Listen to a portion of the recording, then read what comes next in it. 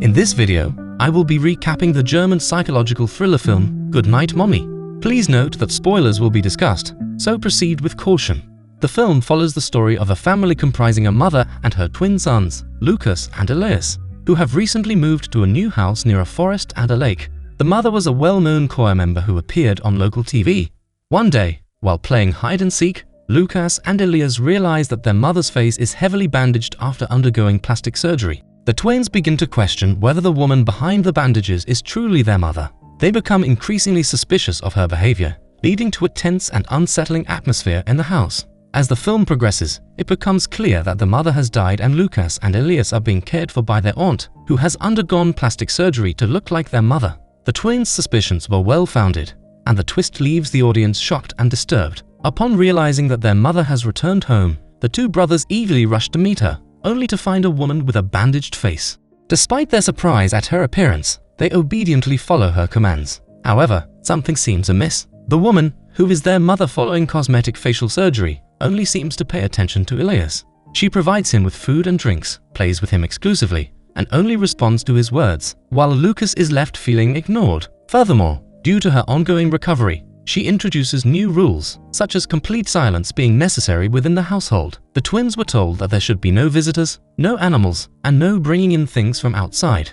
The house curtains had to be closed all the time, and they were only allowed to play outside the house quietly. As they observed their mother's strange behavior, the twins started to wonder if the person beneath the bandages was their mother. They noticed that Mommy was acting cruelly and even physically lashing out at Elias when he was naughty or disobedient, which was something their real mother would never do. The twins grew more suspicious and concerned about their mother's behavior.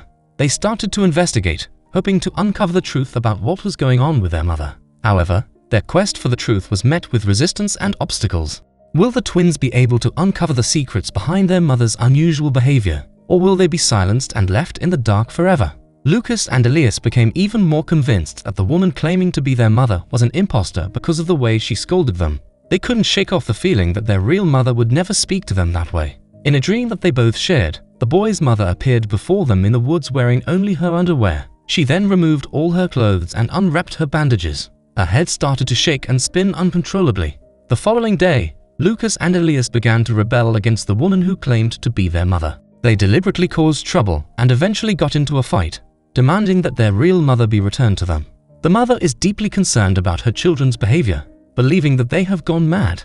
When Elias boldly declares that she is not his mother, she punishes him severely and demands that he repeat 10 times that she is his true mother. Furthermore, she forbids him from speaking with Lucas. This makes Elias feel very upset, knowing that his mother wants to keep him and Lucas apart. Days go by, and both Lucas and Elias continue to harbor negative feelings toward their mother, hoping that their real mother will come back soon. Later on, their mother approaches them and announces that she is no longer angry. Despite this, Elias and Lucas are still resentful and want nothing to do with her.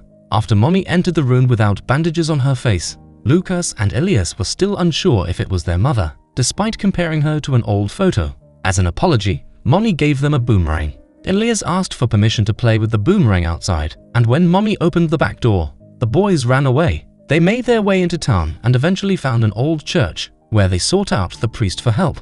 After promising to take them to the police station to report the imposter posing as their mother, the priest betrays Elias and Lucas and brings them back home. When the boys confront their mother, she speaks vaguely about the challenges she's faced since the accident and separation, but doesn't give a satisfactory explanation. As Mommy searches the house for her missing children, she realizes they are nowhere to be found. As she gives up and cries herself to sleep, Lucas and Elias carry out an unknown action against her. The next morning, Mommy wakes up to the sight of her twins wearing homemade goblin masks, and to her horror, she realizes that she is tied to the bed and cannot escape. Lucas and Elias start to question her about the whereabouts of their mother. As she insists she's their mother, Lucas and Elias compare her photo with that of their real mother. Elias starts to believe she's their real mother, but Lucas disagrees, leading to an argument. When Elias is alone with her, she continues to persuade him and urges him to untie her. He starts to cut her restraints but is interrupted by Lucas upon his return. He shows that the birthmark that was in Mommy's face gets easily wiped out. Mommy explains to the boys that it is because of the facial surgery she had earlier. Elias couldn't believe her word, so he slaps her on the cheek. Lucas and Elias start torturing Mommy in very weird and inhuman ways and keep asking her where their mother is. They torture their Mommy very cruelly. She stays tied up in bed for days, and still, they do not release her. She starts peeing in her bed as she can't go to the bathroom. The boys open her up so that they can change the sheets. She uses this opportunity to run away from the house and from this psycho kids of hers. Despite her attempts to escape, the woman falls into a booby trap set up by the twins, which knocks her out. When she regains consciousness, she finds herself glued to the living room floor. Elias resorts to extreme measures and starts to burn down the house to force her to reveal the truth about their mother. As a last-ditch effort to save herself, the woman strikes a deal with Elias. She agrees to cooperate and play along with his demands if he frees her.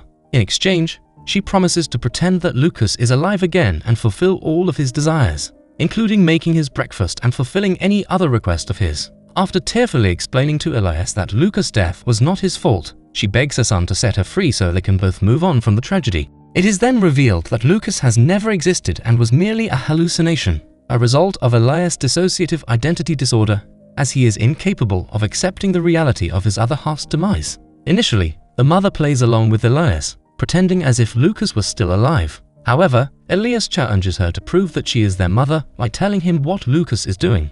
Lucas was holding a torch and was ready to start a fire by putting it into the nearby curtain. But as he's just an imagination, Mommy obviously cannot see him. Elias, being the stupid boy he is, thinks that his real mother could have seen Lucas. So he takes the candle from Lucas's hand and starts a fire by putting the curtains on flame. The fire very quickly spread across the living room. Soon the fire completely burns her whole body, and she dies a very painful and tragic death in her own son's hands. In the final scene, the firefighters finally stop the fire, but they could not save Mommy. In the film's concluding scene, Elias and Lucas can be seen strolling through a cornfield before finally reuniting with their mother. The trio is shown smiling and embracing each other, bringing the heartwarming story to a touching conclusion. As the tension reaches its peak, the truth is finally revealed. The lady in the house is the real mother. Despite the children's suspicions and fears, there was never any impersonator with devious intentions. The horrifying experiences they endured were a result of misunderstandings and miscommunications, fueled by their grief and trauma over their father's absence.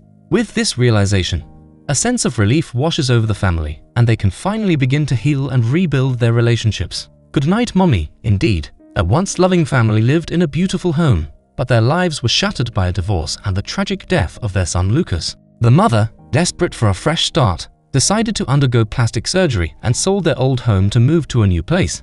At first, the mother played along with her remaining son Elias, pretending as if Lucas was still alive. But over time, she grew weary of this facade and resorted to physical violence and threats to force Elias to stop talking about his deceased brother. In the end, the family portrait that once represented a perfect life dissolved into ashes, symbolizing the ironic reality of their shattered lives. The whereabouts of Elias after the fire is left unknown, adding to the haunting mystery of this tragic tale.